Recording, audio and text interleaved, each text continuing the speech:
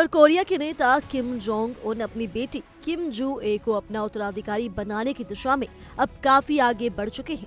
दक्षिण कोरिया की खुफिया एजेंसी नेशनल इंटेलिजेंस सर्विस ने संसद की एक बंद कमरे में हुई ब्रीफिंग के दौरान ये जानकारी दी।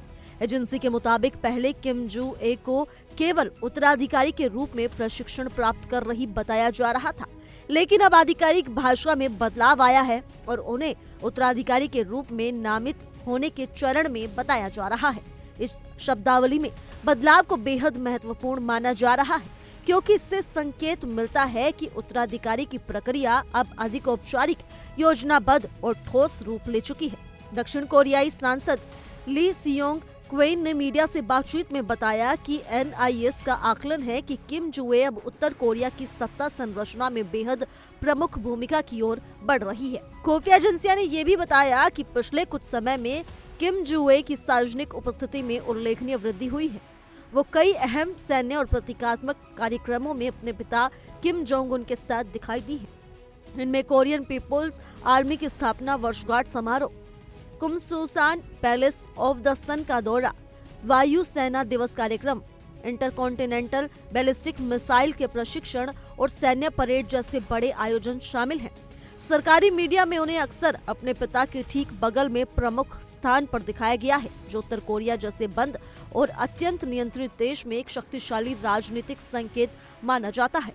इतना ही नहीं, निरीक्षण दौरों के दौरान नीतिगत मुद्दों पर उनके विचार व्यक्त करने के संकेत भी मिले हैं, जिससे ये आभास होता है कि उन्हें केवल प्रतीकात्मक रूप से नहीं बल्कि वास्तविक शासन प्रक्रिया की समझ और भागीदारी के लिए भी तैयार किया जा रहा है। एक रिपोर्ट का मानना है कि किम जुए अब व्यवहारिक रूप से देश में दूसरे सबसे प्रभावशाली व्यक्ति की स्थिति में पहुंच चुकी हैं और नीतिगत मामलों पर इनपुट दे रही हैं।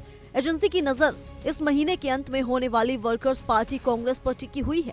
माना जा रहा है कि यदि उस मंच पर किम जू ए की औपचारिक भूमिका प्रोटोकॉल में उनका स्थान, कोई आधिकारिक उपाधि या पार्टी नियमों में बदलाव सामने आता है, तो इससे उनके उत्तराधिकारी बनने की प्रक्रिया और स्पष्ट पुष्टि मिल सकती है।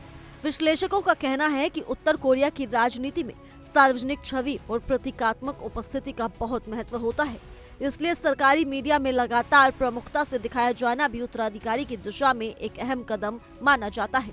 पिछले साल किम जुए की पहली अंतर्राष्ट्रीय झलक भी देखने को मिली थी, जब वो अपने पिता के साथ चीन की यात्रा पर गई थी। वो बुलेट प्रूफ ट्रेन से बीजिंग पहुंची और एक सैन्य परेड में शामिल हुई। ये घटना भी उनके बढ़ते राजनीतिक महत्व का संकेत मानी गई।